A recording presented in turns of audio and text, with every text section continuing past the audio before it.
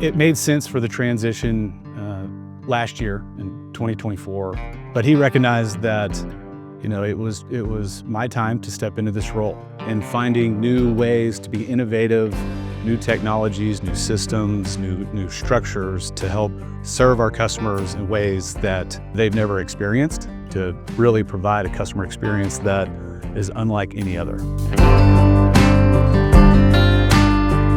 Really made sense for this transition to happen because he was ready to kind of step back in more of an advisory role and to also focus on our facilities, which we're updating and modifying many. So it really allowed him the time to focus on and prioritize that.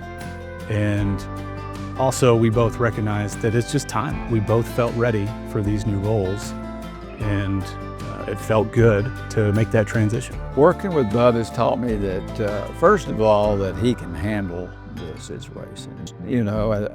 As a dad, I'm proud of what he's done because I know, stepping aside, you always are a little leery of letting things go. But the more we have, the more time that we have since April, the more I've let go, and I let go and feel good about it. It's really important to update our website and to make sure that all of our technology is up to date.